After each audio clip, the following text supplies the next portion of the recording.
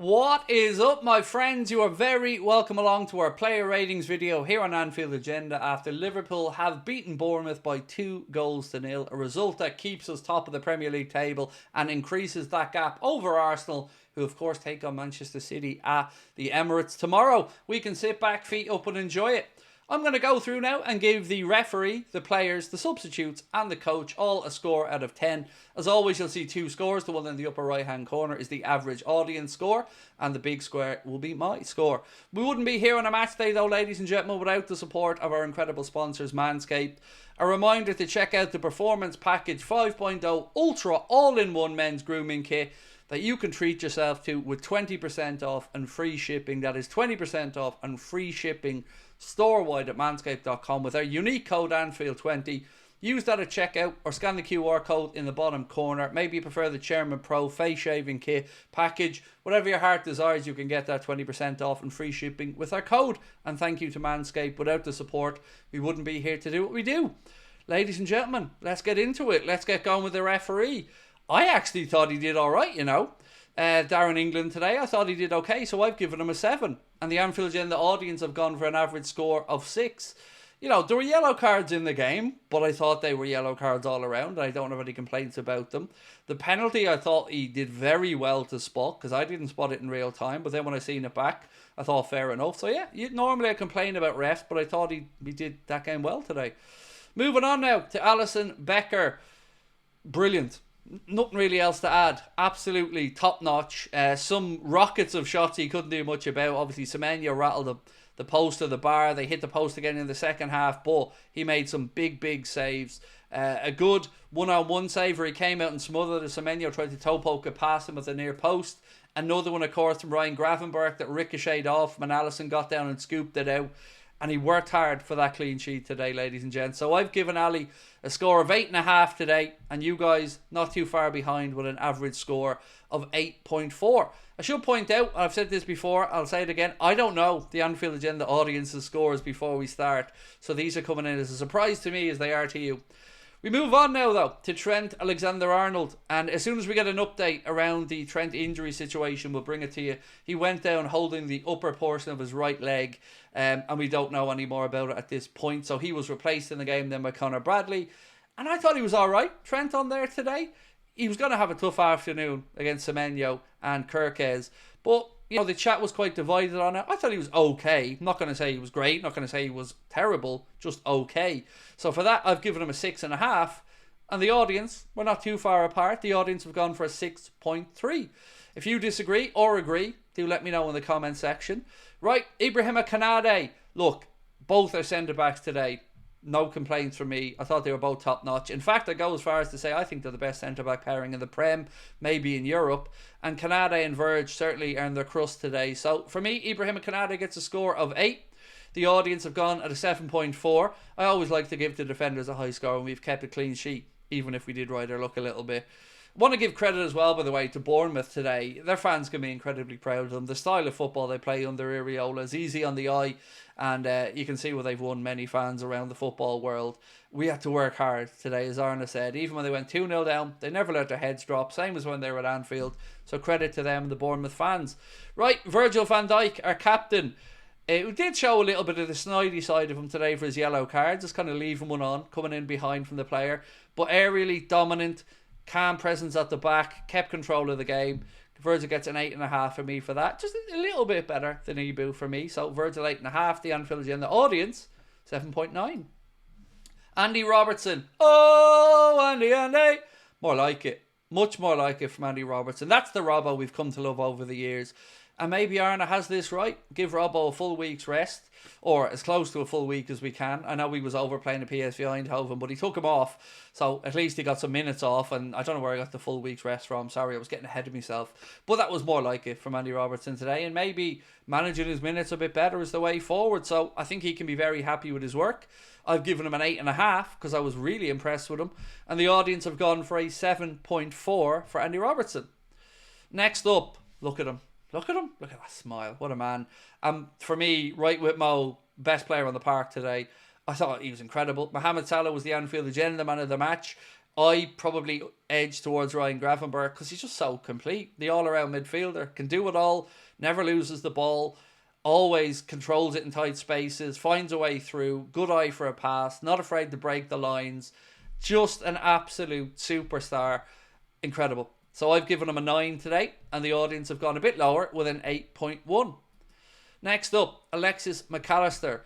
Spot on decision for Arne, by the way, to bring him off when he got that yellow, and then he had a couple of little fouls afterwards. Can't have him walking a tightrope with that long left in the game, and we needed to rotate so we could bring on somebody else if we needed a tactical foul or two. I thought he was alright today. Alexis didn't blow the midfield open, didn't grab it by the scruff of the neck, but always there, always making himself available and always working hard. I gave him a score of 7, which is exactly the same as the Anfield Agenda audience. Well in.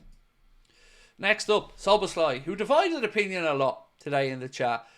It depends which way you look at it for me. Yes, he lost his footing on occasion. Yes, there was a couple of loose touches.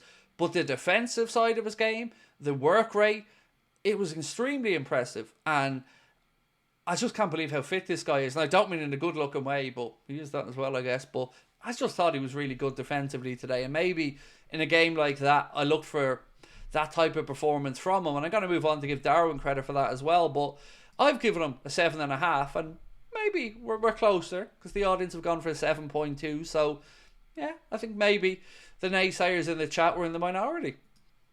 Next up, the great man. Look, he's pointing at me. He wants me to do well. Go on, Mo.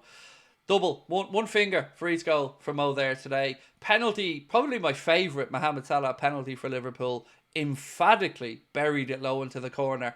Maybe he just enjoys seeing Kepa between the sticks. And then obviously a second goal where he used Kirkes as a shield and just curled the ball into the corner. Brilliant. 21 goals, 13 assists for the great man this season in the Premier League. Moved past Frank Lampard on the Premier League all-time goal scoring charts, where he now has Sergio Aguero in his sights. Salah today gets a 9 for me, and the Anfield Agenda audience feels similarly with an average score of 9.1. And as I mentioned, he was your Anfield Agenda man of the match as well. Cody Gakpo. Good performance from Cody today. He's a very accomplished young footballer. I still prefer Diaz on the left than through the centre, but we'll get to that in a minute. Cody's performance today I thought was very good. Obviously didn't find the score sheet today, but he's been in great goal scoring form lately. And Arne seems to have a front three that he feels he can rely upon now, with the options of Diogo Jota coming back, Darwin Nunez, and of course Chiesa as well. So today I've given Gakpo a score of 8. And the audience have gone a little bit lower with a 7.1. You're hard taskmasters today. But we did win the game and keep a clean sheet. So maybe I'm being on the upbeat side. But yeah, I'm happy when we win. Particularly in a game that, let's be honest, we were nervous about coming into. Luis Diaz, again, good performance. Lots of energy. Incredibly hard work rate. Closing down players. Dropping deep. Coming short. Going left. Through the centre. All over the place. Just an energizer bunny of a player. Always looking to make things happen, and it's a joy to watch, let's be honest. So I've given him an 8 today. You've gone for a 6.9.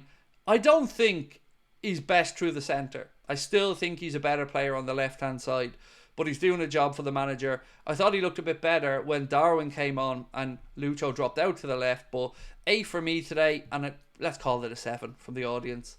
Curtis Jones came on to replace Alexis Mac Allister. Put himself about, did what Curtis Jones does. Some stuff that makes you frustrated, taking a bit long out of the ball, misplaced pass or so, but good work rate. Always looking to get forward, good eye for a pass as well. Not afraid to break the lines, or well able to break the lines is probably a better phrase. So from his cameo from the bench, I'm giving Curtis a 7 today, and the audience have gone similar with a 6.8. Conor Bradley, who will probably be deputising now for however long it is that Trent's going to be out for. Big game coming up on Thursday against Spurs, and this man's going to be there, and I'm backing him to put in another good performance. I thought it was a real interesting battle with him and Semenyo when he came on. He was good getting forward. He was tracking back with Semenyo, who did have him once or twice, and then Bradley fought back at him. It was an interesting duel, and I very much am a Conor Bradley fan. So I'm giving him a 7.5 for his cameo from the bench. The audience thinking similarly with an average score of 7.2. Let us know in the comments what you thought about Bradley. Darwin Nunez, my favourite Darwin moment of this game was when he tracked back and won a throw in for us in our own half, down by our own corner flag. Our centre forward, back there, defending, covering and working. That's why Liverpool fans love this guy. Yes, he might not be scoring, but he works his backside off and he put in a shift when he came on for the team, and that has to be, well, congratulated in my opinion. So Darwin, well done. Good effort, good hustle as they say, and again, loved him back defending, giving the linesman the thumbs up as well when he won the throw in. So I've given him a 7, which is simpatico with the Anfield Agenda audience have equally given him a 7. Wataru Endo, we needed him on, didn't we? Let's be honest. You want Endo on there to see out the game, and he was snapping into challenges in the centre of the park and doing Endo things out there. I mean, look, he didn't set the world on fire, but he did his job, helped us keep the clean sheet, and is a professional as always. So he gets a 6.5 from me, which I swear to God I don't know these numbers, and this is freaky. A 6.5 from the audience as well. And last up, Mr. Arne Slot, who has again seen Liverpool go and win a difficult away game, keeps the momentum of the season going, keeps us top of the Premier League, keeps finding a way to get the best out of them. And as was highlighted by many of the journalists as well, loved them shouting on to control, control, control at the end of that first half in stoppage time. Make sure we went in with the lead and tried to fix what he thought he could fix at half time. Iriola on the other side as well, a great coach, and I'd say they both enjoyed that battle of wits there today. He said himself that could have been a 1-1 game, but it wasn't. It ended up 2-0 to us, and for that, Arne, thank you. Great work so far, and you're getting that league title, fella. I've given him a score of 9 today, and the Anfield Agenda audience have given him an average score of 8.5. Ladies and gentlemen, that is the end of our player ratings today. I want to say a huge thank you to all of you for your support. As you can see in the corner, 297,000 now, closing in on 300,000. Every one of you that hits that button makes a big difference to us. Massive thank you to our sponsors, Manscaped, as well. A reminder, you can get yourself that 20% off and free shipping. That's 20% off and free shipping store-wide at manscaped.com with our code Anfield20 or by scanning the QR code.